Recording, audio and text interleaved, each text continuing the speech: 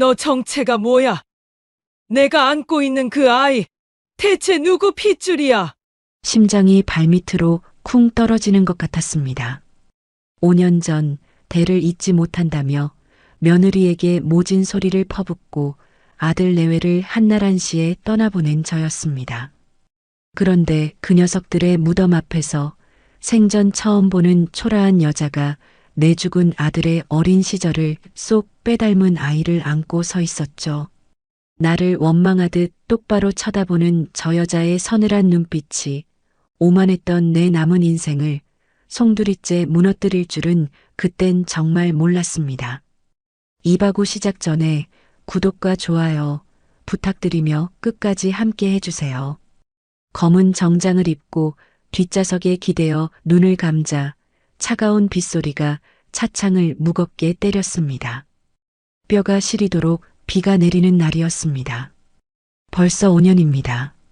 내 배 아파 낳은 단 하나뿐인 아들과 그 곁에 나란히 묻힌 며느리의 기일이 돌아올 때마다 이 넓고 화려한 저택은 숨이 막히는 거대한 무덤처럼 변해버렸습니다. 평생을 수천 명의 직원을 호령하며 머리 꼭대기에서 군림해온 강 회장이라는 이름표도 자식을 가슴에 묻은 늙은 어미 앞에서는 한낱 부질없는 허울일 뿐이었습니다. 핏줄이 무엇라고 대를 이을 씨앗 하나 보지 못하는 며느리가 그토록 원망스러웠습니다. 가문을 이어야 한다는 지독한 집착에 눈이 멀어 매일같이 독살스러운 말로 그 가여운 것을 모질게 찔러댔습니다. 성녀, 가문을 끊어먹을 몹쓸 년, 조상님들 뵐 면목이 없게 만드는 흉측한 것. 내 입에서 나간 그 날선 말들이 비수가 되어 그 아이의 가슴을 난도질할 때 아들은 내 바짓가랑이를 붙잡고 울며 애원했었습니다. 어머니, 제발 그만하세요. 우리 부부 그냥 이대로 살게 제발 내버려 두십시오. 하지만 나는 그 애절한 울부짖음을 매몰차게 쳐냈습니다. 내 자식을 잡아먹을 듯한 그 오만과 고집이 결국 두 아이를 한나란시의 차가운 아스팔트 위에서 피투성이로 죽게 만들 줄 알았다면 내 혀를 깨물어서라도 그 입을 다물었을 것입니다. 창밖으로 쏟아지는 빗줄기가 마치 그날 며느리가 부엌 구석에 주저앉아 남몰래 흘렸던 피눈물 같아 숨을 쉬기가 버거웠습니다. 죄책감이라는 무거운 돌덩이가 가슴을 짓누르는 고통 속에 운전기사가 받쳐주는 우산을 쓰며 차에서 내렸습니다. 산중턱에 자리한 아들 내외의 묘소는 회색빛 안개에 휩싸여 유난히 더 차갑고 쓸쓸해 보였습니다. 비탈진 길을 오르며 지팡이를 쥔 손에 잔뜩 힘을 주었습니다. 한 걸음 한 걸음 옮길 때마다 무릎이 꺾일 듯 아려왔지만 5년 전 그날처럼 쓰러져 남들에게 약한 모습을 보일 수는 없었습니다. 나는 꼿꼿해야만 했습니다. 그것이 내가 남은 생을 버텨내는 유일한 방식이었으니까요. 그런데 묘소 입구에 다다랐을 때 나는 빗물에 젖은 내 두 눈을 강하게 비벼야만 했습니다. 아무도 찾지 않아야 할 내 아들의 비석 앞에 누군가 서 있었습니다. 빗방울이 스며들어 어깨가 흠뻑 젖은 낡은 회색 카디건을 걸친 젊은 여자. 그리고 그 여자의 품에 단단히 안겨있는 조그마한 사내아이. 여자의 발치에는 내가 늘 아들에게 꺾어다 바치던 새하얀 백합이 이미 놓여 있었습니다. 누가 감히 내 아들의 무덤에 그것도 기일 아침 일찍부터 찾아와 꽃을 놓았단 말인가. 친척들도 발길을 끄는 지 오래인 이 외로운 무덤에 말입니다. 내 목구멍에서 거친 쇳소리가 터져나왔습니다. 누구야? 누군데 남의 자식 무덤 앞에 서 있는 거요? 내 호통이 빗소리를 뚫고 울려 퍼지자 여자가 천천히 고개를 돌렸습니다. 화장기 하나 없이 창백하고 수척한 얼굴. 낡고 초라한 행색이었지만 여자의 눈빛만큼은 묘하게 단단하고 서늘했습니다. 마치 나를 오래전부터 알고 있었다는 듯한 그리고 나를 향한 알 수 없는 원망과 짙은 슬픔이 뒤섞인 그 시선에 내 가슴이 철렁 내려앉았습니다. 하지만 내 숨통을 완전히 끊어놓은 것은 그 여자가 아니었습니다. 여자의 가녀린 목을 두 팔로 꼭 끌어안고 있던 사내 아이가 내 목소리에 놀란 듯 어깨 너머로 나를 빤히 바라보았습니다. 그 순간 지팡이를 짚고 버티고 섰던 내 두 다리의 힘이 맥없이 풀려버렸습니다. 진흙바닥으로 지팡이가 둔탁한 소리를 내며 뒹굴었고 나는 비명을 지를 새도 없이 차가운 빗물이 고인 바닥에 그대로 털썩 주저앉고 말았습니다. 이건 도저히 현실일 수가 없는 광경이었습니다. 동그랗고 반듯한 이마, 짙고 숱이 많은 눈썹, 살짝 위로 뻗어 올라간 고집스러운 눈매까지 4살 남짓되어 보이는 그 아이의 얼굴은 40년 전 내 품에서 꼬물거리며 내 가슴을 어루만지던 내 죽은 아들의 어릴 적 모습과 소름이 끼칠 정도로 똑같았습니다. 피가 거꾸로 솟구치고 온몸에 털이 쭈뼛 서는 듯한 끔찍한 전율이 척추를 타고 흘렀습니다. 이것은 헛것이다. 늙고 죄 많은 어미가 자식을 너무 그리워한 나머지 결국 노망이 들어 미쳐버린 것이다. 그렇게 생각하며 부들부들 떨리는 두 손으로 주름진 내 얼굴을 감싸쥐었습니다. 숨이 턱턱 막혀왔습니다. 하지만 아이는 환영이 아니었습니다. 나를 경계하던 아이가 불안한 듯 여자의 품으로 깊숙이 파고들며 제 왼쪽 귓불을 만지작거렸습니다. 당황하거나 겁을 먹으면 무의식적으로 늘 왼쪽 귓불을 비비적거리던 내 아들의 오랜 버릇. 그 사소하고도 절대적인 핏줄의 증거 앞에서 나는 짐승의 울음 같은 거친 숨을 토해낼 수밖에 없었습니다. 내 머릿속이 하얗게 부서져 내렸습니다. 저 여자는 누구란 말인가? 내 아들이 밖에서 씨를 뿌렸다는 말인가? 아니, 내 아들은 절대 그럴 위인이 못 된다. 못난 어미의 구박 속에서도 며느리만 바라보며 방패막이가 되어주던 바보같이 착한 녀석이었다. 그렇다면 저 아이는 대체 무엇이란 말인가? 어떻게 저리도 똑같은 핏덩이가 내 아들 비석 앞에 버젓이 살아 숨쉬며 서 있단 말인가? 여자가 아이의 머리를 쓰다듬으며 서둘러 한 걸음 뒷걸음질을 쳤습니다. 도망치려는 그 몸짓을 보는 순간 이성을 잃은 나는 진흙탕을 기어가듯 필사적으로 두 손을 뻗어 여자의 바짓단을 거칠게 움켜쥐었습니다. 어딜 가? 어딜 도망가? 내가 안고 있는 그 아이 대체 누구 핏줄이야? 빗물이 뺨을 타고 쉴 새 없이 흘러내려 눈앞을 하얗게 가렸지만 나는 악착같이 고개를 들어 여자를 노려보았습니다. 여자는 내 거친 손길에 움찔 놀라면서도 아이가 행여나 다칠세라 두 귀를 꼭 막아주며 나를 단호하게 내려다보았습니다. 놔주세요. 잘못 찾아온 것 같습니다. 여자의 목소리는 빗물에 젖어 가늘게 떨리고 있었지만 핏기가 가신 입술을 꽉 깨문 그 얼굴에는 절대로 아이를 빼앗기지 않겠다는 지독한 어미의 도끼가 서려 있었습니다. 잘못 찾아왔다고? 내 아들 무덤 앞에서 내 죽은 아들 얼굴을 껍질째 벗겨다 놓은 듯 똑같은 아이를 안고 있으면서 잘못 찾아와? 순간 걷잡을 수 없는 의심과 시커먼 분노가 용암처럼 끌어올랐습니다. 돈을 노리고 접근한 꽃뱀이 틀림없다. 죽은 내 아들의 유전자라도 훔쳐다가 사기극을 벌여 내 재산을 뜯어내려는 끔찍하고 파렴치한 속셈이 분명하다. 거짓말 마. 그 얼굴을 하고서 감히 내 눈을 속이려 들어? 넌 대체 누구냐고.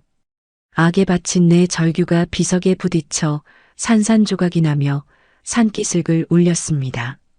하지만 여자는 대답 대신 아이를 제 품에 부서질 듯 더욱 세게 안고는 내 손을 매몰차게 뿌리쳤습니다. 진흙투성이가 된 내 늙은 손바닥 위로 차가운 비만 야속하게 쏟아져 내렸습니다.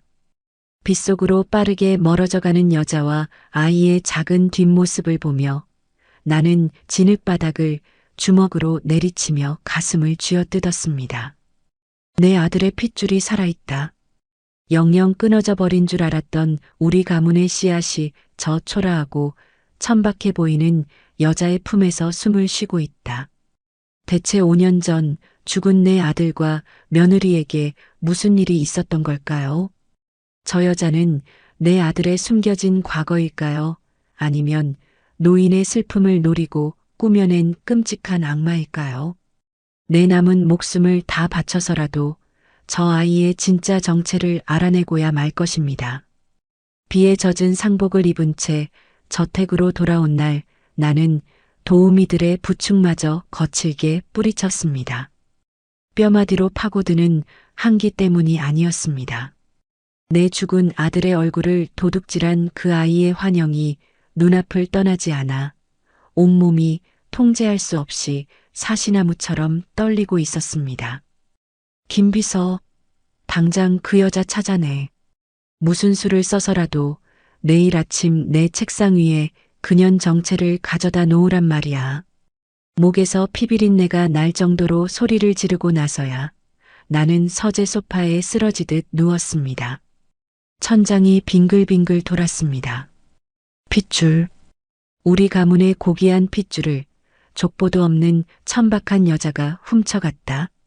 그 생각이 머릿속을 뱀처럼 따리를 틀고 휘감자 며느리를 향했던 과거의 분노가 이제는 그 알 수 없는 여자를 향해 맹렬하게 타오르기 시작했습니다. 틀림없이 내 재산을 노리고 계획적으로 접근한 사기꾼일 것입니다. 아들 녀석이 죽기 전 병원에 남겨두었던 정자라도 훔쳐내서 불법으로 임신을 한 것이 분명했습니다. 그렇지 않고서야 어떻게 그 아이가 내 아들을 그리 똑같이 빼닮을 수 있단 말입니까?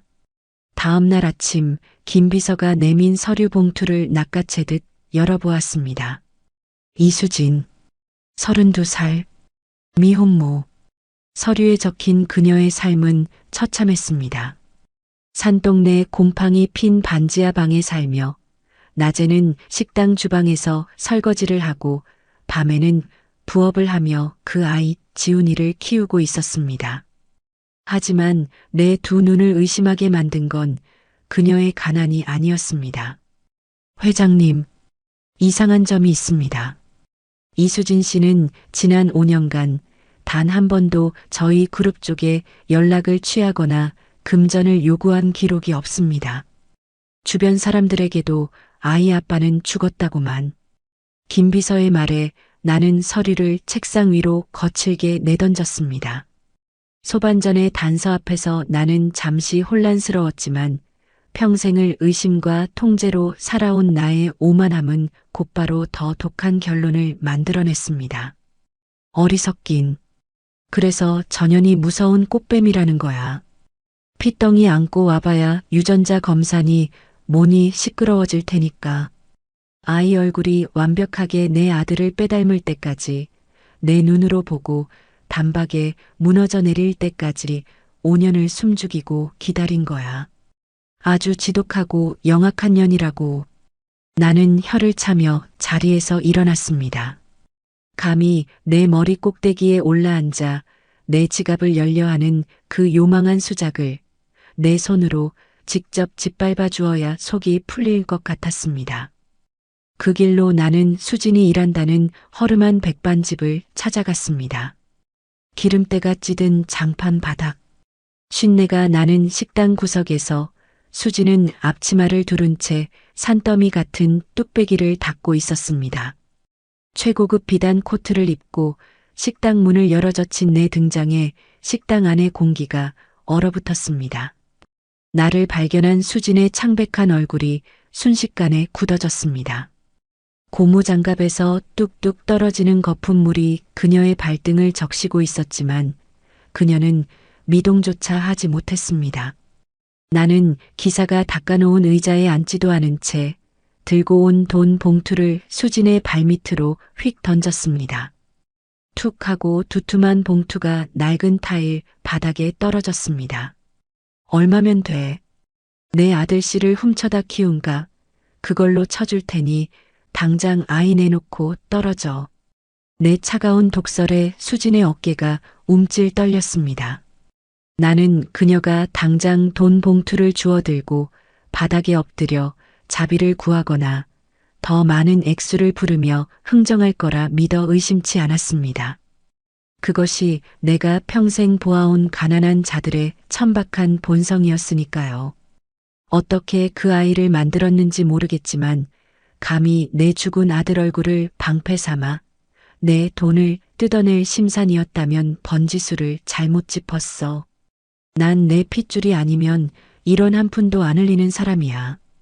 이 돈 챙겨서 조용히 사라져. 안 그러면 내년이 아이를 불법으로 훔쳐나은 죄 감옥에서 평생 썩게 만들어줄 테니까. 내 협박에 식당 주인조차 숨을 죽였습니다.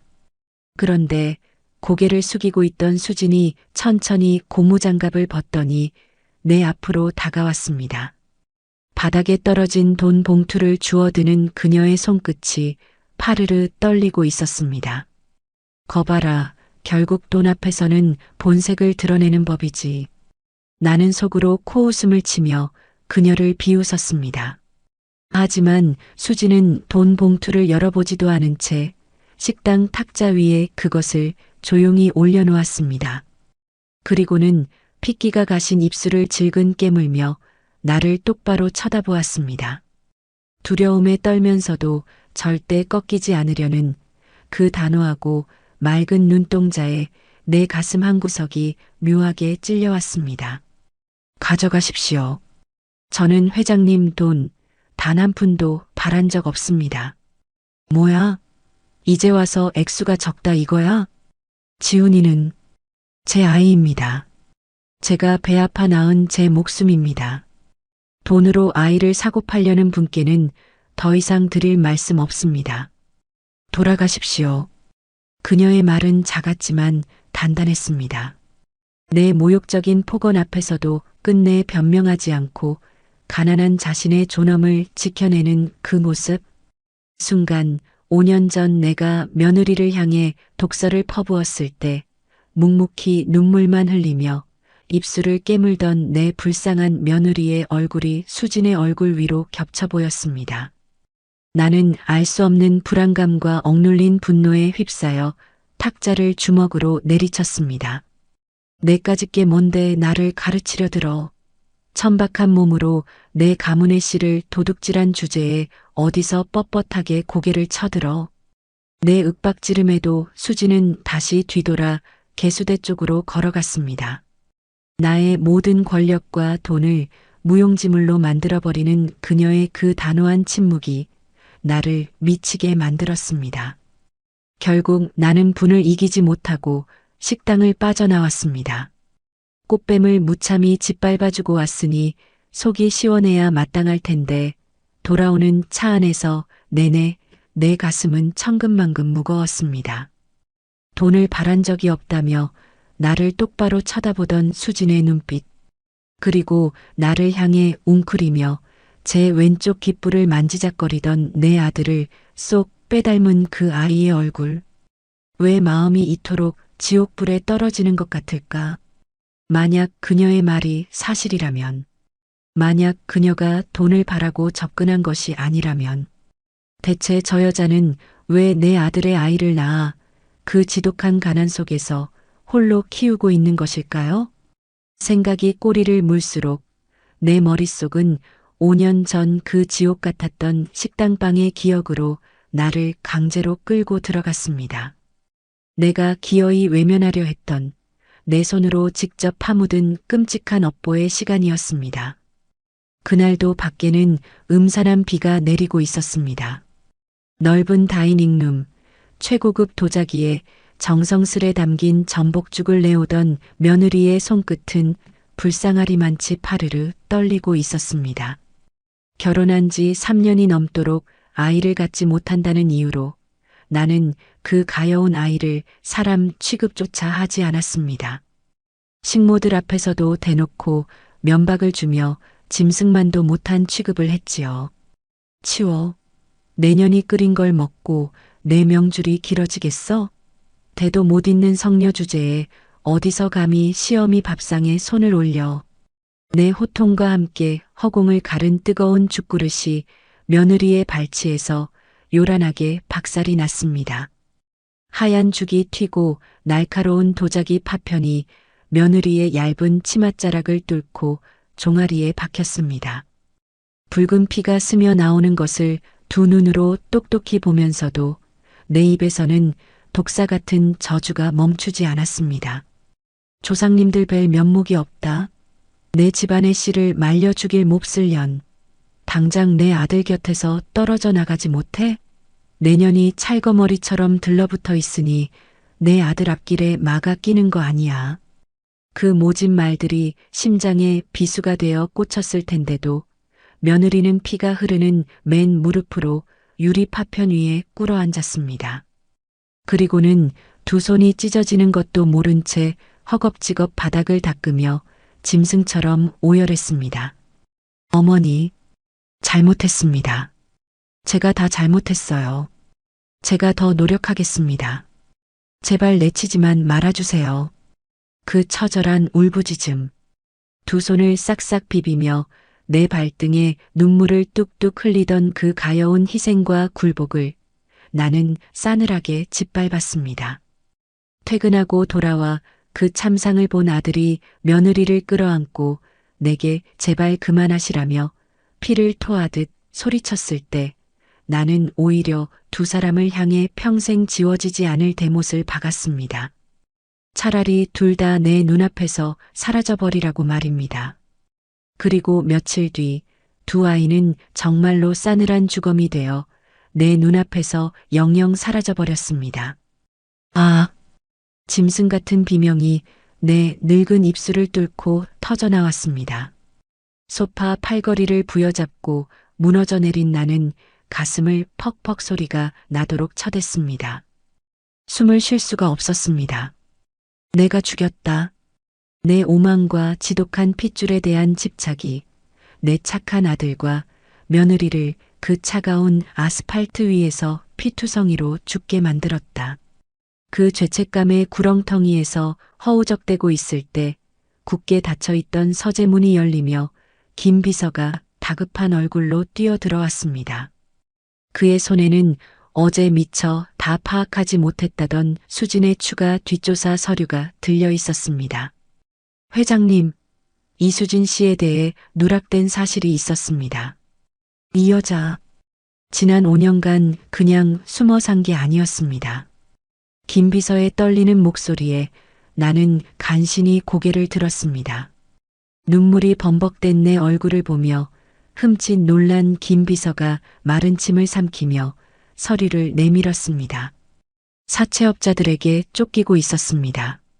죽은 아이 아빠가 남긴 빚인지 아니면 본인의 빚인지 출처를 알 수 없는 거액의 사채를 떠안고 지난 5년간 이사를 10번도 넘게 다니며 지옥처럼 살았습니다. 뭐라고? 사채업자들에게 쫓겨? 순간 내 눈에 이체가 돌았습니다. 거봐라. 결국 돈에 쪼들리는 밑바닥 인생이 아니더냐. 하지만 김 비서의 다음 말은 나의 알량한 확신을 산산조각 내버렸습니다. 그런데 회장님, 이상합니다. 3년 전 달동네 단칸방에 사채업자들이 들이닥쳐 집기들을 다 때려 부수고 수진 씨를 무자비하게 폭행한 적이 있었답니다. 동네 사람들의 증언에 따르면 그 여자가 머리채를 잡혀 끌려다니면서도 방구석에 있는 아이만은 제 몸을 웅크려 끝까지 지켜냈다고 합니다. 내 심장이 철렁하고 발밑으로 곤두박질 쳤습니다. 그렇게 죽을 만큼 매를 맞고 빚쟁이들에게 시달렸으면서도 단 한 번도 저희 그룹 쪽에 연락해서 아이를 빌미로 돈을 요구한 적이 없습니다. 꽃뱀이라면 핏줄을 무기로 당장 회장님을 찾아와 빚부터 갚아달라고 협박하는 게 상식 아닙니까? 그런데 그 여자는 피투성이가 된 얼굴로 아이를 안고 또다시 야반도주를 하며 제 힘으로 그 아이를 거뒀습니다. 말도 안 돼. 그건 상식적으로 있을 수 없는 일이었습니다. 수천억 자산가인 할머니가 시퍼렇게 살아있는데 그깟 사채 빚에 시달리면서도 아이를 무기로 쓰지 않았다고? 돈 봉투를 보지도 않고 거절하던 수진의 맑은 얼굴이 다시금 내 눈앞에 아른거렸습니다. 지훈이는 제 아이입니다. 제가 배 아파 낳은 제 목숨입니다.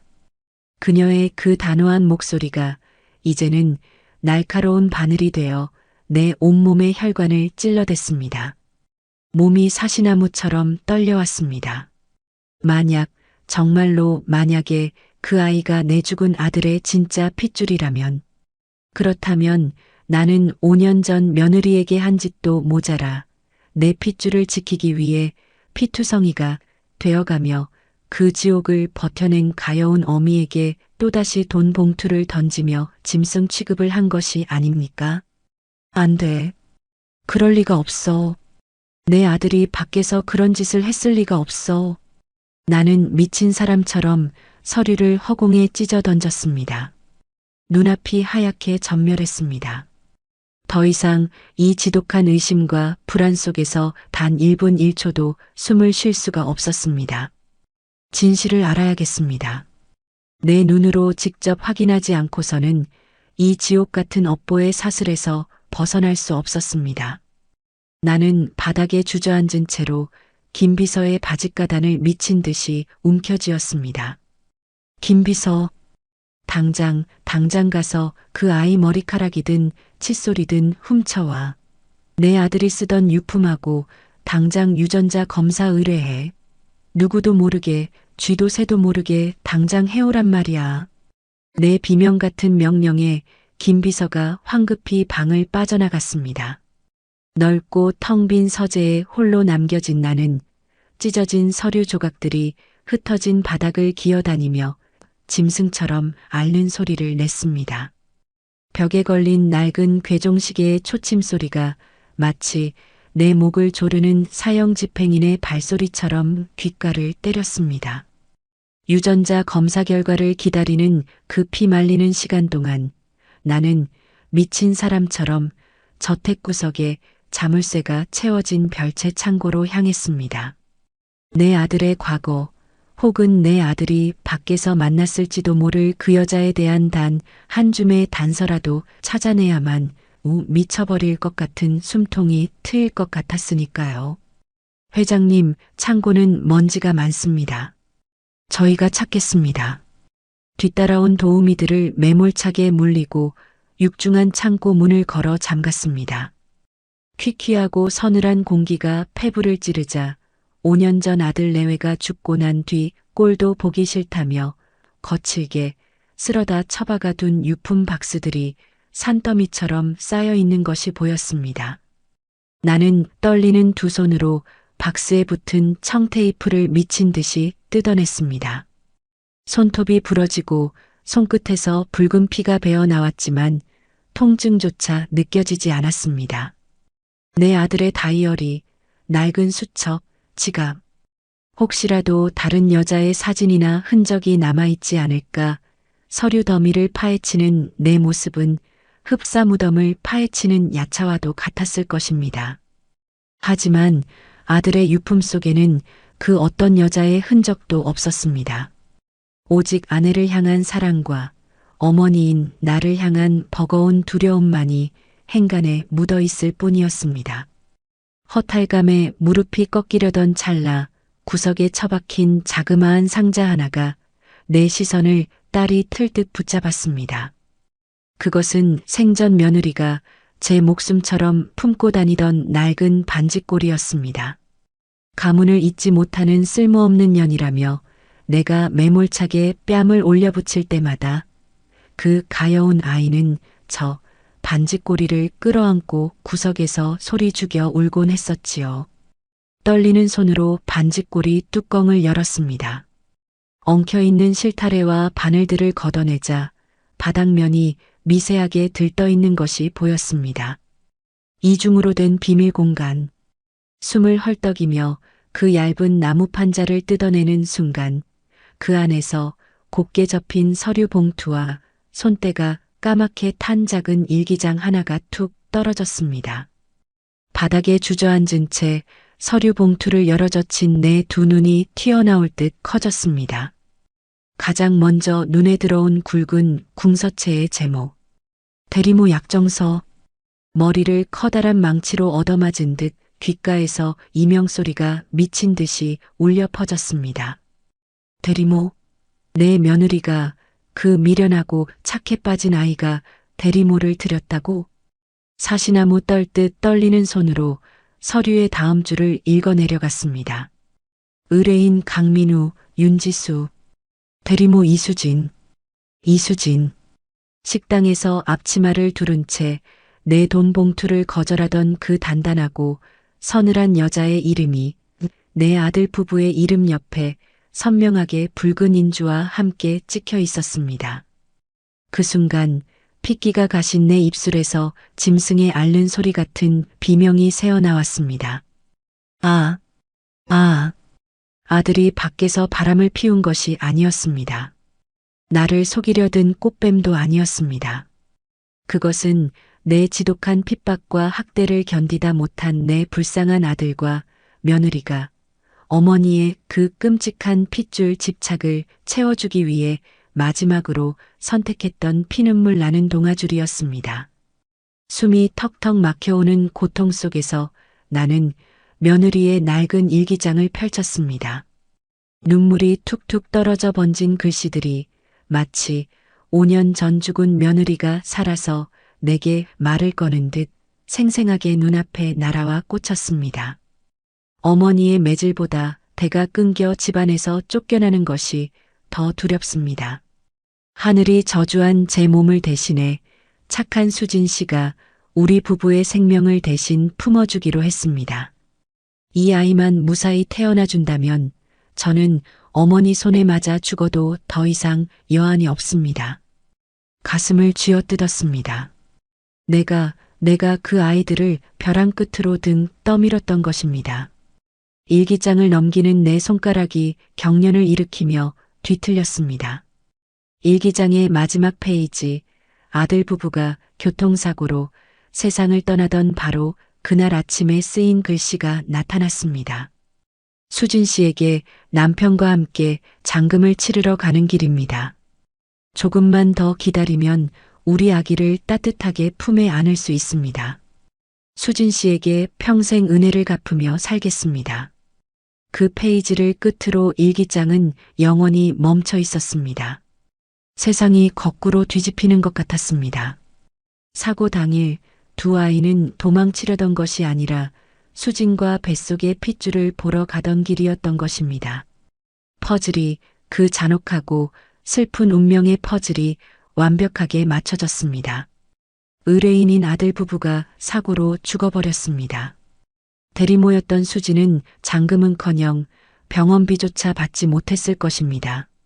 게다가 사채업자들에게 쫓기는 절망적인 상황이었습니다. 보통의 여자라면, 아니 돈을 노린 여자였다면 당연히 태어나자마자 고아원에 버렸을 것입니다. 하지만 수진은 그러지 않았습니다. 피 한 방울 섞이지 않은 남의 핏덩이를 제 배 아파 낳아 그 혹독한 매질과 가난을 온몸으로 견뎌내며 5년이라는 세월 동안 기어이 내 손자를 길러냈던 것입니다. 지훈이는 제 아이입니다. 제가 배 아파 낳은 제 목숨입니다. 돈 봉투를 밀어내던 수진의 목소리가 환청처럼 귓가를 때렸습니다. 그것은 가증스러운 거짓말이 아니었습니다. 10달을 제 뱃속에 품고 세상의 온갖 모진 비바람을 맨몸으로 막아내며 키워낸 진짜 어미의 처절한 절규였습니다. 그런 숭고하고 성스러운 희생 앞에 나는 며칠 전 무슨 짓을 저질렀단 말입니까? 내 핏줄을 지켜준 은인의 얼굴에 돈 봉투를 던지며 도둑년 취급을 하고 감옥에 처넣겠다며 그 가녀린 어깨를 무참히 짓밟아버린 것입니다. 내가 무슨 짓을. 창고 바닥에 먼지를 뒤집어 쓴 채 나는 일기장을 가슴에 끌어안고 짐승처럼 뒹굴었습니다. 아가, 지수야, 민우야, 애미가 잘못했다. 이 천벌을 받을 늙은이가 눈이 멀어 너희들을 죽이고 그 은인마저 짐승처럼 물어뜯었구나. 피 토하듯 쏟아지는 통곡이 서늘한 창고 안을 가득 채웠습니다. 내 평생을 지탱해온 재벌 회장이라는 얄팍한 자존심 가문과 핏줄이라는 오만한 껍데기가 산산조각이 나며 발밑으로 허물어져 내렸습니다. 유전자 검사 결과 따위는 이제 필요조차 없었습니다. 그 맑고 슬프던 수진의 눈동자, 내 아들의 버릇을 그대로 하던 지훈이의 작은 손짓이 모든 진실을 말해주고 있었으니까요. 먼지 구덩이 속에서 얼마나 짐승처럼 울부짖었는지 모릅니다. 문짝을 부술 듯 두드리는 도우미들의 손에 이끌려 창고 밖으로 끌려 나왔을 때 평생 꼿꼿했던 강 회장의 모습은 온데간데 없고 넋이 나간 늙고 초라한 죄인 하나만이 바닥을 기고 있었습니다. 내 손에 꽉 쥐어진 며느리의 일기장. 내 아들의 핏줄을 지키기 위해 기꺼이 지옥불로 뛰어든 수진의 그 숭고한 희생이 적힌 낡은 종이 위로 끊임없이 핏물 같은 눈물이 뚝뚝 떨어져 내렸습니다. 그때였습니다. 복도 끝에서 김비서가 사색이 된 얼굴로 뛰어왔습니다. 그의 손에는 하얀 서류 봉투가 들려 있었습니다. 내가 미친 사람처럼 윽박질러 지시했던 내 아들의 유품과 지훈이의 머리카락을 대조한 유전자 검사 결과지였습니다. 회장님, 결과가 나왔습니다. 김비서의 목소리는 형편없이 떨리고 있었습니다. 나는 바닥에 주저앉은 채로 피가 맺힌 손을 뻗어 그 서류 봉투를 낚아챘습니다. 종이를 찢듯 봉투를 열어 젖히자 맨 뒷장에 붉은 인쇄로 찍힌 숫자가 내 두 눈을 가차없이 찔러왔습니다. 친생자 확률 99.99% 동일 북의 혈족임이 성립함.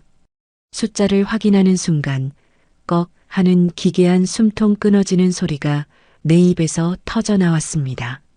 알고 있었습니다. 일기장을 읽었을 때 이미 내 심장은 진실을 알아차렸습니다. 하지만 이렇게 과학적인 활자로 내 아들의 씨앗임이, 내 가문의 핏줄임이 명백하게 증명되는 것을 두 눈으로 확인하자 억장이 무너져 내렸습니다. 아, 내 손자다. 내 아들이 남겨놓고 간 내 불쌍한 손자야. 나는 결과지를 가슴에 품고 대리석 바닥을 뒹굴며 오열했습니다. 내 가슴을 퍽퍽 소리가 나도록 주먹으로 내리쳤습니다. 내가 무슨 짓을 저지른 것입니까? 죽은 아들이 피눈물을 흘리며 점지해준 내 핏줄을 천사 같은 은인이 제 목숨을 걸고 사채업자들의 몽둥이 찜질을 벗겨가며 지켜낸 그 귀한 아이를 나는 돈 냄새를 맡고 찾아온 꽃뱀이라며 면상에 돈 봉투를 집어 던졌습니다. 불법으로 남의 씨를 도둑질한 년이라며 감옥에 처넣겠다고 협박을 했습니다. 너, 내가 안고 있는 그 아이 대체 누구 핏줄이야? 거짓말 마. 그 얼굴을 하고서 감히 내 눈을 속이려 들어? 며칠 전 묘지에서, 식당에서 내가 내뱉었던 그 악마 같은 폭언들이 날카로운 창이 되어 내 심장을 수백 번, 수천 번 난도질했습니다. 혀를 깨물고 죽어버리고 싶었습니다. 이 더럽고 잔인한 늙은이가 감히 무슨 낯짝으로 살아서 숨을 쉰단 말입니까? 숨이 넘어가듯 통곡하던 나는 품에 안고 있던 며느리의 일기장을 다시 펼쳤습니다. 눈물에 짓무른 눈으로 마지막 페이지의 구석을 보았을 때 나는 다시 한번 숨을 멈춰야 했습니다. 그곳에는 죽은 내 아들의 반듯한 글씨체로 이렇게 적혀 있었습니다. 수진 씨의 뱃속에서 우리 아기가 자라고 있다. 아들이면 지혜롭고 공로를 세우라는 뜻으로 지훈이라 부르고 딸이면 지훈이었습니다. 식당에서 수진이 내 눈을 똑바로 쳐다보며 말했던 그 아이의 이름. 지훈이는 제 아이입니다. 제가 배 아파 낳은 제 목숨입니다. 수지는 단 한 푼의 돈도 받지 못하고 쫓겨다니는 처절한 지옥 속에서도 죽은 내 아들 부부가 그토록 원했던 그 아이의 이름조차 바꾸지 않았던 것입니다.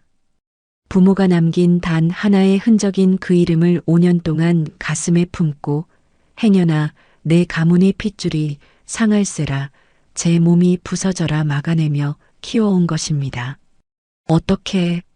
인간이 어떻게 이토록 티 없이 맑고 숭고할 수 있단 말입니까? 그리고 나는 어떻게 이토록 한없이 악랄하고 천박할 수 있단 말입니까? 나는 수백억의 재산을 움켜쥐고도 내 핏줄을 지키지 못해 아들과 며느리를 죽음으로 몰아넣었는데 저 가난한 여자는 땡전 한 푼 없이 맨몸으로 내 가문의 핏줄을 찬란하게 지켜냈습니다. 그 길로 나는 미친 듯이 저택을 뛰쳐나왔습니다. 검은 코트 하나만 걸친 채 기사가 모는 차 뒷좌석에 틀어박혀 수진이 산다는 달동네로 향했습니다. 차창 밖으로 으스름한 저녁놀이 치고 있었습니다. 화려한 도심을 지나 차가 점점 가파르고 비좁은 산동네 골목으로 접어들자 길가에 버려진 연탄재와 코를 찌르는 하수구 냄새가 차 안으로 밀려 들어왔습니다. 최고급 세단이 더 이상 올라갈 수 없는 가파른 언덕길. 나는 기사를 물리고 홀로 차에서 내렸습니다. 지팡이를 짚고 굽은 허리로 가파른 계단을 한 걸음 오르기 시작했습니다. 무릎이 끊어질 듯 아파왔고 숨이 턱 밑까지 차올랐지만 나는 멈출 수 없었습니다. 아니, 차라리 이 뾰족한 시멘트 계단에 무릎이 닦아져 피가 철철 나기를 바랐습니다. 그것이라도 해야 이 지독한 죄책감이 아주 조금이라도 덜어질 것 같았으니까요. 골목 끝 가로등 불빛조차 닿지 않는 허름한 반지하 쇳방 앞. 나는 숨을 죽이고 녹슨 쇠창살이 쳐진 작은 창문 곁으로 다가갔습니다. 차가운 벽돌담에 몸을 숨기고 창문 틈새로 흘러나오는 희미한 백열등 불빛을 훔쳐보았습니다. 그곳에 내 세상의 전부가 된 두 사람이 있었습니다. 벽지가 곰팡이로 시커멓게 얼룩진 좁은 방 안. 식당 일을 마치고 돌아온 수진이 지친 몸을 뉘지도 못한 채 낡은 밥상에 앉아 몽당 연필로 가계부를 적고 있었습니다. 그녀의 손마디는 부르터 있었고 창백한 얼굴에는 고단함이 짙게 배어 있었습니다. 그리고 그 옆 해진 이불 위에서 엎드려 스케치북에 그림을 그리는 작은 아이. 내 아들의 어린 시절을 소름 끼치도록 빼닮은 내 핏줄.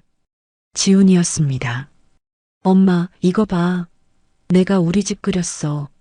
지훈이가 해맑게 웃으며 스케치북을 들어 올렸습니다. 삐뚤빼뚤한 크레파스 그림 속에는 커다란 하트 안에 활짝 웃고 있는 여자와 아이의 모습이 그려져 있었습니다. 아이고, 우리 지훈이 그림도 참 잘 그리네. 그런데 아빠는 어디 있어? 수진이 가계부를 덮고 아이의 머리를 쓰다듬으며 다정하게 물었습니다. 나는 창살을 부여잡은 손에 피가 통하지 않을 정도로 힘을 주며 두 사람의 대화에 귀를 기울였습니다. 아빠는 하늘나라에서 우리 지훈이 지켜보고 있지. 엄마가 그랬잖아. 아빠가 하늘에서 별이 돼서 밤마다 지훈이 안아주러 온다고. 그 천진난만한 아이의 목소리에 내 심장이 갈기갈기 찢겨나갔습니다. 수지는 아이를 품에 꼭 끌어안았습니다. 맞아. 우리 지훈이 아빠, 그리고 진짜 예쁜 천사 엄마가 하늘에서 매일매일 우리 지훈이 지켜주고 있어. 그러니까 우리 지훈이 씩씩하게 자라야 해. 알았지? 수진의 눈에서 맑은 눈물이 툭 떨어져 아이의 머리칼을 적셨습니다. 피 한 방울 섞이지 않은 남의 아이. 자신을 미혼모로 만든 원망스러운 의뢰인의 아이일 텐데도 수지는 단 한 번도 아이의 진짜 부모를 원망하지 않도록 그 가여운 영혼을 하늘의 천사로 만들어 아이의 가슴 속에 심어준 것입니다. 창살을 쥔 내 두 손이 부들부들 떨렸습니다. 입을 틀어막지 않으면 짐승 같은 오열이 터져나와 당장이라도 저 방 안의 평화를 깰 것만 같았습니다.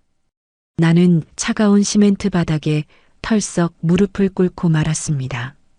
내 수천억의 돈과 권력이 저 곰팡이 핀 단칸방의 따뜻한 온기 앞에서 한낱 휴지 조각보다 못하게 느껴졌습니다. 내가 그토록 짓밟고 모욕했던 저 여자가 내 아들을 하늘의 별로, 내 며느리를 예쁜 천사로 만들어 이 더러운 세상으로부터 내 손자를 완벽하게 지켜내고 있었습니다. 차가운 밤바람이 내 젖은 뺨을 때렸습니다. 반지하 창문에서 새어나오는 따뜻한 웃음소리를 들으며 나는 시멘트 바닥에 머리를 짓지으며 눈물을 삼켰습니다. 천벌을 받을 이 늙은 죄인이 감히 저렇게 맑고 단단한 두 사람 앞에 나서서 내가 내 할머니다라고 나설 자격이 단 한 톨이라도 남아 있을까요? 당장이라도 방문을 부수고 들어가 내 새끼를 품에 안고 싶지만 내가 던진 돈 봉투에 찢긴 수진의 심장을 무엇으로 꿰맬 수 있단 말입니까? 지옥 같은 5년의 세월을 보상하기 위해 내 남은 생명과 내 모든 재산을 다 내어놓는다 해도 과연 저 중고한 어머니가 이 악마 같은 나를 용서할 수 있을까요? 저택으로 돌아온 나는 뜬 눈으로 밤을 지새웠습니다. 화려한 실크 이불 위에 누워 있자니 식당에서 종일 서서 일하고 돌아와 얇고 해진 이불을 덮고 새우잠을 자고 있을 수진의 창백한 얼굴과 내 손자의 작은 몸집이 떠올라 가슴이 갈기갈기 찢어지는 듯했습니다. 날이 밝자마자 나는 김비서를 불렀습니다.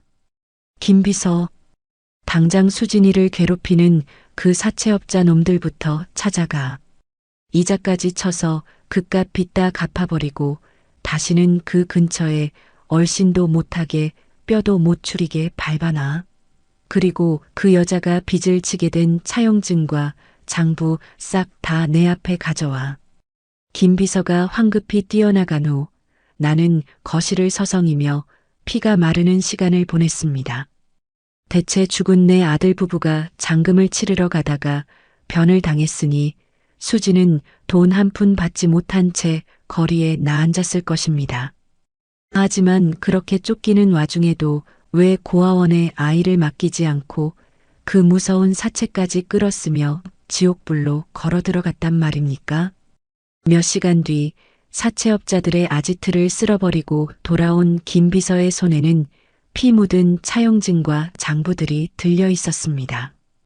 그리고 김비서의 입에서 나온 그 끔찍한 진실은 간신히 버티고 섰던 내 두 다리를 다시 한번 무참히 꺾어버리고 말았습니다.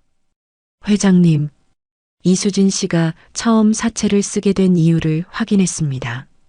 아들 내외분의 사고 소식을 뉴스로 접한 수진 씨가 그 자리에서 극심한 충격으로 쓰러져 하혈을 했다고 합니다. 그래서 지훈 도련님이 예정일보다 한 달이나 일찍 미숙아로 태어났고 심장에 문제가 있었다고 합니다. 뭐라고? 당장 수술을 하지 않으면 아이가 죽는다는 의사의 말에 수진 씨는 병원비를 구하러 맨발로 뛰어다녔습니다. 돈이 될 만한 장기는 다 팔겠다며 브로커를 찾아갔지만 그마저도 여의치 않자 결국 신체 포기 각서를 쓰고 가장 악질적인 사채업자에게 그 거액을 빌린 것이었습니다. 도련님의 인큐베이터 비용과 심장 판막 수술비였습니다. 아, 하늘이시여. 나는 장부를 끌어안고 카펫 위로 쓰러지며 짐승처럼 울부짖었습니다. 내 핏줄을 살리려고, 내 아들의 숨통을 이어주려고 그 가여운 것이 제 몸을 찢어내던졌구나. 그런데 나는 그 은인에게 무슨 짓을 한 것이냐? 핏줄도 섞이지 않은 남의 아이였습니다. 자신을 불행으로 몰아넣은 원망스러운 사람들의 핏덩이였습니다. 그냥 병원에 두고 도망쳤다면 수지는 지난 5년의 청춘을 사채업자에게 짓밟히며 살지 않아도 되었을 것입니다. 하지만 수지는 기꺼이 제 목숨을 담보로 잡히고 사채 빚을 끌어다 내 손자의 멈춰가는 심장을 다시 뛰게 만들었습니다. 그 은혜를 그 거룩하고 무거운 목숨값을 나는 식당 바닥에 던진 몇 장의 지폐 쪼가리로 퉁치려 했던 것입니다.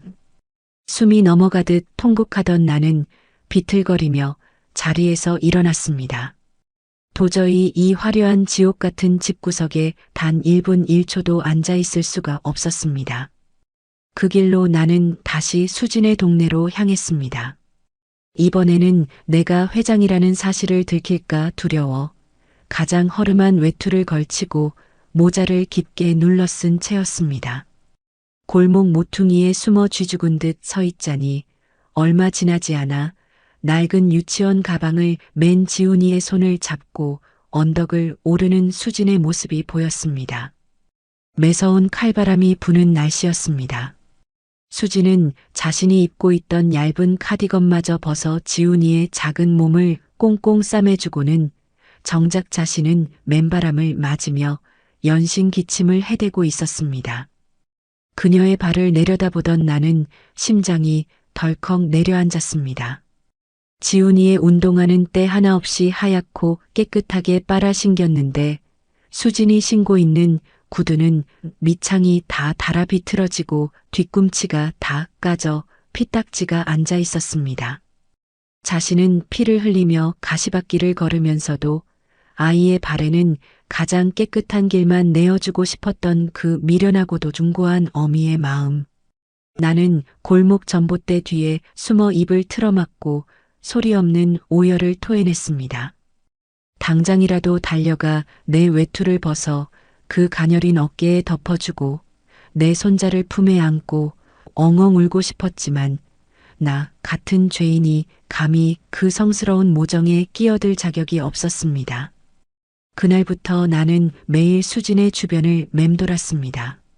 내 이름을 숨긴 채 동네 슈퍼를 통해 쌀과 과일, 가장 따뜻한 고기와 지훈이의 옷가지를 단칸 방문 앞에 몰래 쌓아두고 지켜보았습니다. 돈 봉투를 이름 없는 우편함에 넣어보기도 했습니다. 내가 가진 돈으로 아주 조금이나마 그 고단한 삶의 짐을 덜어주고 싶었습니다. 하지만 수지는 내가 몰래 두고 간 고기와 옷가지들을 발견하고도 단 한 번도 그것을 방 안으로 들이지 않았습니다. 대신 그것들을 들고 동네 주민센터를 찾아갔습니다. 어느 분이 잘못 두고 가신 것 같아요. 저희는 이런 거 받을 이유가 없는 사람들입니다. 꼭 주인을 찾아주세요. 자신은 김치 쪼가리에 맨밥을 물 말아 먹으면서도 이유 없는 호의는 단호하게 거절하는 그 대쪽 같은 꼿꼿함. 그 모습을 멀리서 지켜보며 나는 철저하게 깨달았습니다. 수진의 그 투명하고 단단한 영혼은 내가 가진 수천억의 돈으로도 결코 사거나 위로할 수 없다는 것을요. 돈으로 모든 것을 해결하려 했던 내 평생의 오만방자함이 저 가난하지만 고귀한 어미 앞에서는 한낱 더러운 휴지 조각에 불과하다는 것을 말입니다. 나는 더 이상 어둠 속에 숨어 돈으로 속죄하는 비겁한 짓을 멈추기로 했습니다. 은혜를 원수로 갚은 이 끔찍한 악행의 사슬을 끊어내는 유일한 방법은 수백억의 수표도 익명의 선물도 아니었습니다. 내 남은 인생을 걸고 내 모든 지위와 허울을 벗어던진 채 그 아이들 발밑에 엎드리는 것뿐이었습니다. 비록 내 이마가 깨져 피가 흐르고 수진이 내 뺨에 침을 뱉고 나를 저주한다 하더라도 나는 기꺼이 그 형벌을 달게 받을 것입니다. 먹구름이 거치고 희미한 달빛이 산동네의 좁은 골목을 비추고 있었습니다. 나는 수진과 지훈이 있는 단칸방 창문을 향해 깊이 고개를 숙였습니다. 기다려라, 아가. 이 못나고 죄 많은 할미가 내일은 기필코 내 발밑에 내 모든 것을 내려놓고 천벌을 빌러가마. 날이 밝기가 무섭게 나는 기사를 재촉해 수진이 일하는 백반집으로 향했습니다. 식당 문을 열고 들어서자 이른 아침부터 홀로 무거운 육수통을 나르던 수진과 눈이 마주쳤습니다. 나를 발견한 수진의 눈동자에 순간 짙은 경계심과 피곤함이 스쳤습니다. 또다시 돈 봉투를 들고 와 자신을 모욕하고 아이를 빼앗아 가려는 줄 알았을 테지요. 수진이 차가운 목소리로 입을 열려던 찰나였습니다. 나는 지팡이를 바닥에 내던지고 한치의 망설임도 없이 그 차갑고 딱딱한 식당 바닥에 두 무릎을 꿇었습니다. 쿵 하는 둔탁한 소리와 함께 늙은 무릎뼈가 부서질 듯한 고통이 밀려왔지만 내 가슴을 짓누르던 죄책감의 무게에 비하면 아무것도 아니었습니다. 순식간에 벌어진 일에 식당 안의 공기가 얼어붙었습니다. 수지는 들고 있던 행주를 떨어뜨린 채 겁에 질린 얼굴로 한 걸음 뒷걸음질을 쳤습니다. 이게 무슨 짓이십니까? 당장 일어나십시오. 수진아, 내가 잘못했다. 이 미련하고 악마 같은 늙은이가 천벌을 받을 짓을 했어. 내 입에서 터져나온 쇳소리 같은 통곡에 수진의 어깨가 움찔 굳어졌습니다. 나는 떨리는 품속에서 어젯밤 밤새도록 내 눈물로 적셨던 며느리의 낡은 일기장을 꺼내어 두 손으로 받쳐들었습니다. 지수 일기장을 보았다. 우리 불쌍한 며느리가 남긴 글을. 내 아들이 남긴 마지막 당부를 다 보았어.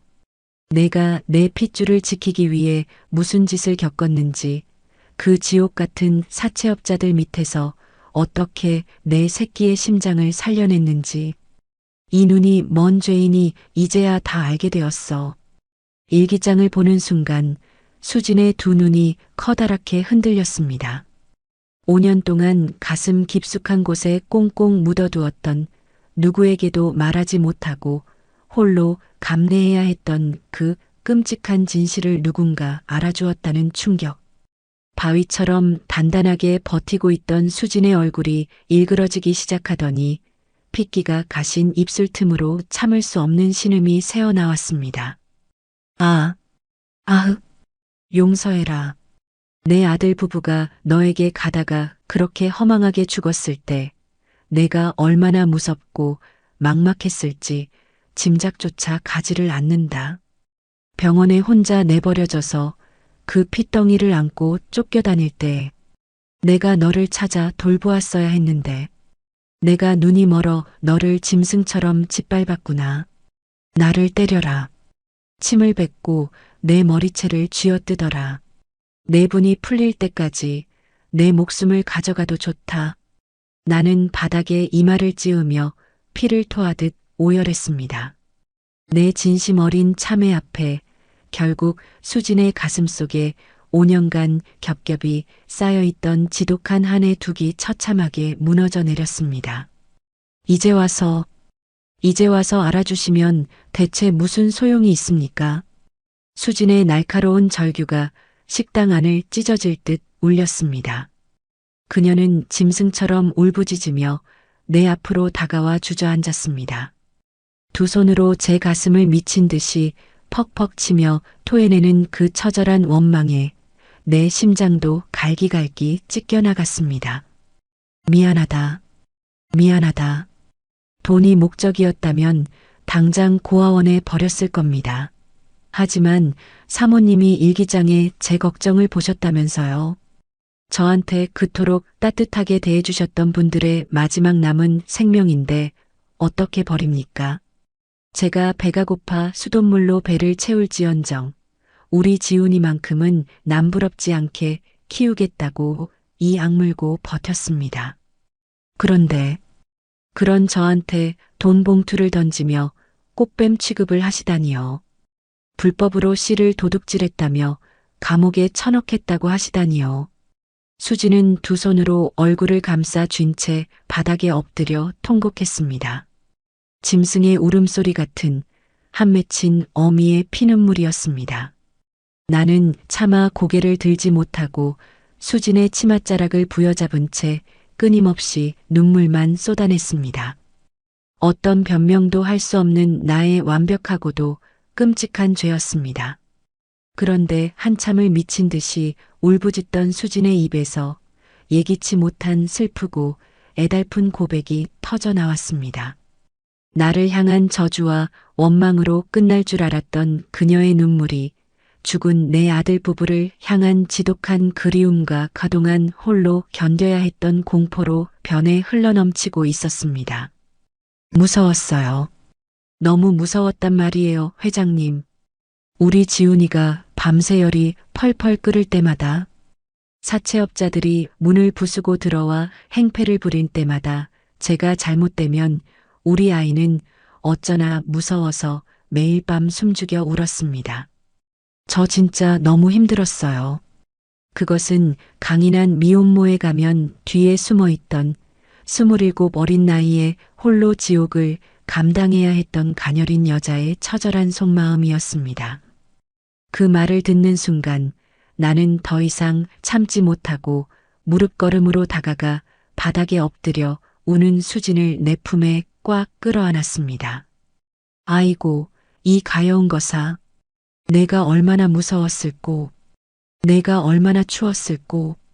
수진은 처음에는 내 품에서 벗어나려 발버둥을 쳤지만 나는 핏줄이 터지도록 그녀의 어깨를 으스러지게 안고 놔주지 않았습니다.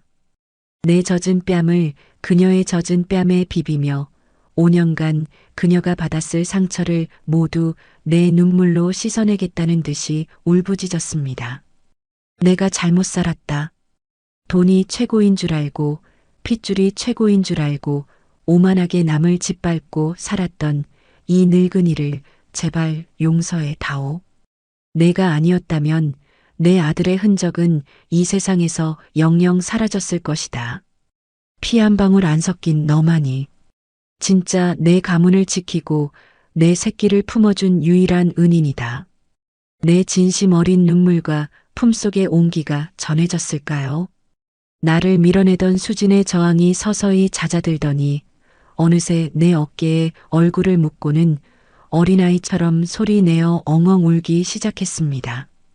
5년의 지독한 가난과 외로움 그리고 원망이 비로소 따뜻한 눈물이 되어 녹아내리는 순간이었습니다. 이제 울지 마라. 다시는 널 춥고 배고프게 두지 않으마. 남들이 뭐라 하든 하늘이 두 쪽 나든 너는 이제 내 손주의 엄마다. 내 아들이 남겨준 단 하나의 보물이야. 내가 남은 평생 내 목숨을 다 바쳐서 너와 지훈이를 지켜주마.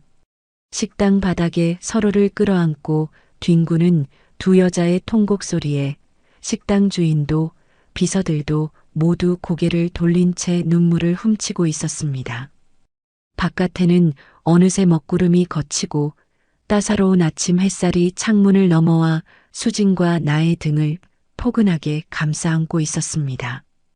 그토록 차갑고 시렸던 길고 긴 5년의 겨울이 비로소 끝나는 것 같았습니다. 내 어깨를 적시는 수진의 뜨거운 눈물을 느끼며 나는 죽은 내 아들과 며느리에게 마음속으로 깊은 감사의 기도를 올렸습니다. 수진이가 지훈이의 손을 잡고 이 어둡고 적막했던 저택으로 들어오던 날 나는 비로소 5년 만에 내 집에 진짜 사람 사는 온기가 도는 것을 느낄 수 있었습니다. 수진이 저택에 들어온 지 얼마 되지 않았을 무렵이었습니다. 어떻게 귀신같이 냄새를 맡았는지 내 죽은 아들의 장례식장에는 코빼기도 비치지 않던 친척 놈들이 벌떼처럼 거실로 몰려들었습니다. 내 재산이 탐나 호시탐탐 내 죽을 날만 기다리던 시동생과 조카놈들이었죠. 그들은 거실 소파에 앉아 나를 위해 따뜻한 생강차를 내어오는 수진을 위아래로 훑어보며 천박한 독설을 쏟아냈습니다. 형수님, 노망이 드신 게 아니라면 어떻게 이러실 수가 있습니까? 아무리 지훈이가 민우 핏줄이라지만 돈 받고 애 낳아준 대리모를 안방에 들이다니요. 저런 근본도 없는 여자가 우리 가문 재산이라도 가로채면 어쩌시려고 그럽니까? 애만 뺏고 저 여자는 당장 내쫓으셔야지요. 그 악독한 말에 쟁반을 들고 있던 수진의 손끝이 파르르 떨렸습니다. 과거의 나라면 아마 그들의 말에 동조하여 수진을 짐승처럼 쫓아냈을지도 모릅니다. 하지만 지금의 나는 달랐습니다. 나는 자리에서 벌떡 일어나 탁자 위에 놓인 값비싼 고려청자 다기를 바닥으로 무자비하게 집어 던졌습니다. 쨍그랑 하는 파열음과 함께 친척 놈들의 얼굴이 하얗게 질렸습니다. 닥쳐라. 감히 누구 앞에서 주둥이를 함부로 놀려. 나는 분노로 온몸을 부들부들 떨며 품에서 미리 준비해 두었던 서류 뭉치를 꺼내 그들의 면상에 거칠게 뿌려버렸습니다. 허공을 흩날리는 서류들을 본 친척들의 두 눈이 튀어나올 듯 커졌습니다. 똑똑히 봐라. 내가 가진 모든 주식과 부동산, 내 전 재산은 이미 여기 있는 이수진의 이름으로 증여를 끝마쳤다. 내 죽은 아들과 며느리가 제 목숨을 바쳐 지켜낸 이 아이가 피 한 방울 안 섞였어도 내 아들의 숨통을 이어준 이 귀한 은인이 바로 내 진짜 핏줄이고 내 유일한 상속자다. 당장 내 집에서 꺼져. 내 불벼락 같은 호통에 기겁을 한 친척들은 도망치듯 저택을 빠져나갔습니다. 거실에 덩그러니 남겨진 수지는 바닥에 흩어진 증여 계약서를 보며 하염없이 눈물을 뚝뚝 흘리고 있었습니다. 회장님, 이러시면 안 됩니다. 저는 재산 같은 거 바라고 온 게 아닙니다. 저는 그냥 우리 지훈이 곁에만 있게 해주시면. 나는 다가가 수진의 젖은 두 손을 내주름진 손으로 꼭 감싸쥐었습니다. 알아. 내가 그런 것을 바랄 아이가 아니라는 걸 이내가 제일 잘 안다. 하지만 수진아, 이것은 내가 내 손자를 지켜준 값이 아니다. 내가 앞으로 이끌어갈 내 가족의 울타리란다. 그러니 제발 이제 그 딱딱한 회장님 소리 좀 거두고 나를 어머니라 불러주면 안 되겠니? 이 죄 많은 늙은이가 내 어미 노릇을 할 수 있게 허락해 다오. 내 애원 섞인 목소리에 수지는 내 가슴에 얼굴을 묻었습니다. 그리고 5년 동안 한 번도 불러보지 못했던 꽁꽁 얼어붙어 있던 그 따뜻하고 애달픈 단어를 마침내 토해냈습니다. 어머니, 우리 어머니, 흐흑. 우리는 다시 한번 부둥켜 안고 울었습니다. 하지만 이번에 흘린 눈물은 슬픔과 회한의 눈물이 아니라 서로의 찢어진 상처를 온전히 꿰매어주는 찬란한 치유의 눈물이었습니다. 그로부터 1년의 시간이 흘렀습니다. 오늘은 죽은 내 아들과 며느리의 육주기가 되는 날이었습니다. 1년 전 비바람이 몰아치고 뼛속까지 시렸던 그 묘지에 나는 다시 섰습니다. 하지만 이번에는 결코 혼자가 아니었습니다. 내 오른손에는 훌쩍 자라 어엿한 유치원생이 된 내 손자 지훈이의 따뜻한 온기가 쥐어져 있었고 내 곁에는 단정하고 기품 있는 검은 정장을 입은 수진이 미소를 지으며 서 있었습니다. 화창한 봄 햇살이 내 죽은 아이들의 비석을 금빛으로 눈부시게 비추고 있었습니다. 수지는 비석 앞에 다가가 내가 늘 바치던 새하얀 백합이 아닌 가장 화려하고 예쁜 노란 풀이 지어 꽃다발을 조심스레 내려놓았습니다. 사모님, 저 왔어요. 어머니 모시고 우리 지훈이랑 같이 왔습니다. 그곳은 춥지 않으시죠? 저희는 어머니 덕분에 매일매일이 너무 따뜻하고 행복해요. 그러니까 더 이상 미안해하지 마시고 우리 지훈이 쑥쑥 크는 거 하늘에서 편히 지켜만 봐주세요. 제가 우리 어머니랑 지훈이 제 목숨 다 바쳐서 지킬 테니까요. 수진의 그 맑고 고운 목소리에 산들바람이 불어와 우리 세 사람의 뺨을 다정하게 어루만지고 지나갔습니다. 마치 죽은 내 아들과 며느리가 고맙다며 화답을 해주는 것만 같았습니다. 아빠, 천사 엄마, 나 할머니랑 엄마랑 왔어. 나 어제 태권도에서 노란 띠 땄다. 해맑게 웃으며 비석에 뽀뽀를 하는 지훈이의 정수리를 쓰다듬으며 나는 조용히 두 손을 모아 눈을 감았습니다. 민우야, 지수야, 내 가여운 아이들아. 애미가 그곳에 갈 날이 언제가 될지 모르지만 그때까지는 너희들이 맺어준 이 귀한 천사를 내 진짜 딸로 여기며 온 마음을 다해 품어주마. 살아서 다 주지 못한 내 사랑을 이 아이들에게 다 쏟아붓고 가마. 그러니 내 강아지들, 이제는 아무 걱정 말고 그곳에서 편히 쉬거라. 가슴 깊은 곳에서 차오르는 벅찬 평온함에 가만히 미소가 지어졌습니다. 수진이 내게 다가와 내 팔짱을 다정하게 끼었습니다. 우리는 서로의 체온에 기대어 산등성이를 넘어오는 따뜻한 봄바람을 한참 동안 마주했습니다. 오늘의 이바구는 여기까지입니다. 끝까지 함께 해주셔서 감사드리며